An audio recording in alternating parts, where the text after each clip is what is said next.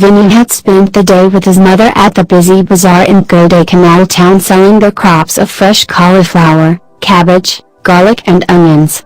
As they wearily made their way back to their village, Vinny played his flute. He carried this flute everywhere and played exquisite music which always made his mother happy. On entering their farmhouse in Vilpatti, Vinny sat on a stool next to the bed where his father was resting. "Tantai," said the boy, "please eat some more rice. It does not look like you have eaten at all today and the doctor said you need to try and keep eating regularly so that you might keep up your strength." The old man looked lovingly at his son. "Vinny, my sweet boy, the doctor says all sorts of things, but the truth is my health is getting no better. If only I had not worked in that mining factory for all those years I am sure my health would not be so bad. Poor Adar's wife has received no compensation from the company after losing her husband and he worked so hard. What does the company do? They just brush it aside under the carpet as if nothing happened. They are getting away with murder." Vinny was always upset whenever his father spoke of his illness. "Tantai, please don't talk like that, it makes me sad. I love you, Tantai. I love you too, my boy, but there is no future for you here." It was then that the old man's face took on a very serious expression. "That is why you must leave this place. I do not want you ever working in the mining factory. Not ever. But I don't want to leave, Tantai. I love the forest and have many friends here. I don't want to leave." The boy was very upset at his father's words and he began to cry, but the old man, despite his sickness and his frailty, remained stern. He said, "How many times have we discussed this, Vinny? There is no cure that can rid my body of the damage done by the mercury pollution. No cure for me or for my fellow workers. These companies have no shame, coming to our beautiful land and taking over, destroying nature just for money. They do not care about the beautiful trees or the animals who make their home deep within the forest." "But I care," said Vinny as he jumped to his feet and stormed out of the house. His father knew where the boy was going, to his favorite place, his beloved forest. Vinny had always loved the forest, ever since he could remember. It enchanted him, made him feel alive, safe and loved.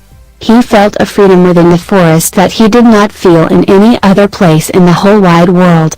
And he loved to play his flute there, alone with the wildlife and the music. Deep within the forest, the blue and purple flowers of the Kurangi were in bloom. How majestic, thought Vinny as he admired the colorful plants spread here and there between the big cypress, eucalyptus and acacia trees. Vinny's favorite gifts of the forest were the wonderful fruits which he could pick off of the trees and eat. He spotted a tree with peaches on it and picked himself a plump, juicy specimen that he knew instinctively would be ripe. He bit into the red and orange flesh and the rich juice oozed out and ran down his cheeks. How he delighted in this simple pleasure, sitting in his forest eating his peach while watching the Nilgiri monkeys up above chasing each other from branch to branch. Vinny also admired a beautiful flock of red-whiskered bulbul birds that flew towards him out of the blue sky above. Then he saw Layla the baby elephant approaching. He had been witness to her birth the previous year and they had been close friends ever since. Vinny walked up to Layla and offered her the remaining half of his luscious peach which she accepted in one mouthful. The boy looked at his friend, his heart full of sorrow. "My father has plans for me to leave Kodaikanal, to leave my forest, but I don't want to go. This is my home." Once these words had left Vinny's lips, the young boy began to cry.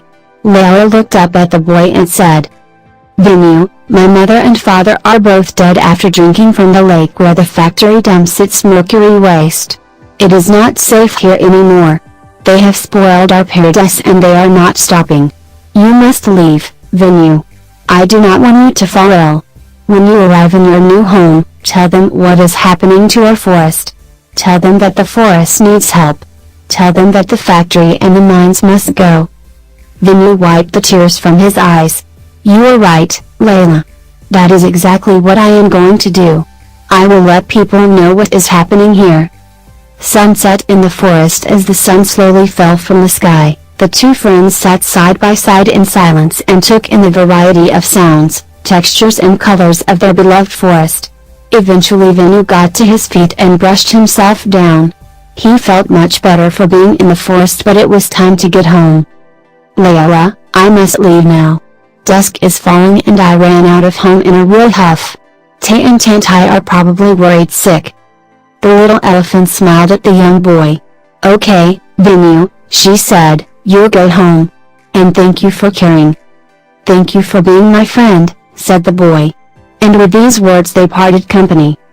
Venu got back to his house and saw a star in the night sky.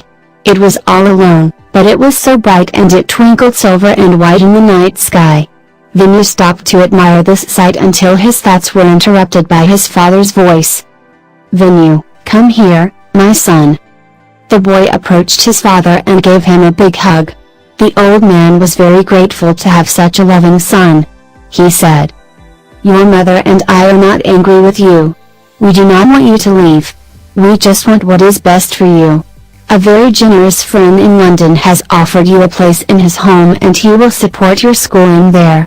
You will be leaving next week. I am sorry, my son. I cannot work anymore, so we cannot afford to keep you with us. Venu put on his bravest face but was unable to stop the tears. Yes, Tantai, he said in a quiet voice, I understand that you love me and want what is best for me, so I will go to London. Venu held his father as tightly as he could because he did not know when he would see him again. The young boy was also very nervous because he knew nothing of London or of Britain. But he carried a glimmer of hope in his heart. He hoped that one day he would return to the forest, that he would come back and see the tall trees and the monkeys. He would see Layla and together they would watch the conjury flower bloom once again. Venu was deeply unhappy about leaving his parents, but the forest needed him to stop the factory, so he braved the shock of landing in a foreign land with the most courageous face he could muster. He was met at the airport by his father's friend who was known to him simply as Balu. Balu was a large man with a jolly disposition. His favorite pastime was singing along to Tamil songs whilst he prepared his meals. Balu wanted to make the boy feel at home, so he had prepared a large array of dishes for Venu's first meal in London. Tamil songs played on the radio in the background as the two of them ate together that first evening. Venu shared with Balu what was happening in the forest back home, how the gifts of the forests were being destroyed, polluted by the mercury from the mining factory. I am saddened to hear of what is happening to our beloved forest, said Balu. I need to tell people about what is happening back home so that they might help us, said Venu, but all I can do is play my flute. I do not know what else I can do. The man and boy sat in silence over their dinner. They enjoyed the music on the radio, but neither of them had a very good appetite. Then, quite suddenly, Balu shot up out of his seat with a look of excitement etched on his face. That's it! He exclaimed. What is it? Asked Venu. We will make a song about the forest and we will put it on the internet. We will get people to sign a petition to stop the factories and the pollution. How will we put a song on the internet? I have never done that. It's easy, said Balu. You have the talent. Your father has told me many times about your beautiful flute playing. And me. Well, I have the technology. Ha, ha. I love doing stuff like this, making up Tanglish songs. This is going to be fun, I can feel it. What is Tanglish? Asked Venu. It is when the words of a song are a mixture of Tamil and English. Pretty cool, hey? Said Balu, chuckling to himself as though he had just found a secret key. Come on, let's do it now. We've had a lovely meal and I feel good. I've got all my equipment set up in the living room already. You have got your flute, haven't you, Venu? The young boy was very excited by Balu's idea, but he was also a little bit nervous as he had never recorded his music before. He said, I take my flute everywhere, but I am not sure about playing and recording. So many people might listen if we put it on the internet. That is the whole point, my boy. And you are not just going to play, said Balu with a big, mischievous smile. We are both going to sing too, you and I. We shall sing about the beautiful forest and how the factories are destroying our lands. Come on, let's get started. And so Balu and Venu spent the whole night recording music and thinking up lyrics that would capture what Venu wanted to say about the forest and all of its natural beauty and wonder. And most importantly of all, Venu wanted to tell people how the factories were causing damage to his beloved forest and how they should be made to stop. All night long the duo worked on their song about the forest. They wrote and recorded the lyrics that would fit nicely alongside Venu's flute playing and some very strange and wonderful sounds that Balu created on his computer. All night long they worked, right up until the young boy was so tired that he dragged himself to bed and fell asleep instantly. "Good morning, Venu," said a cheery Balu as the young boy walked into the kitchen the following day. "Did you sleep well? Was the duvet warm enough for you? Britain can be very cold at times." Venu took a seat at the table as Balu prepared a breakfast of paratha and sweet chai. "I've got a surprise for you," he said. "What is it?" asked Venu, still half asleep. "Well, after we finished creating our song last night, I uploaded it onto the internet. I was just too excited and wanted to share it with everybody as soon as possible. You're not angry with me, are you, Venu?" "Not at all. It was finished and it is our song. It belongs to us both." "Good, good," said Balu, now barely able to contain his excitement, "because guess what? We've already had over 3 million people listen to it so far." 3 million. "What?" said Venu, his mouth full of paratha. "It's gone viral. Unbelievable. And there are emails from people who are asking about the petition. An environmental charity wants to talk to you as soon as possible. They want to stop the mercury pollution from further damaging the forest, and they say they have the power to do this. Can you believe it?" Venu could barely believe his ears. "Let's call them," he said, as excited as Balu. "I'm ready to talk to them right now." He jumped out of his chair and hugged his friend. "Without your help none of this would have been possible. Thank you, Balu. I just want you and all children to experience the gifts of our forest. No company has the right to destroy such a beautiful place. Come on, let's call the environmental charity who are going to help us." Balu dialed the number and Venu spoke to the serious-sounding gentleman who answered the phone.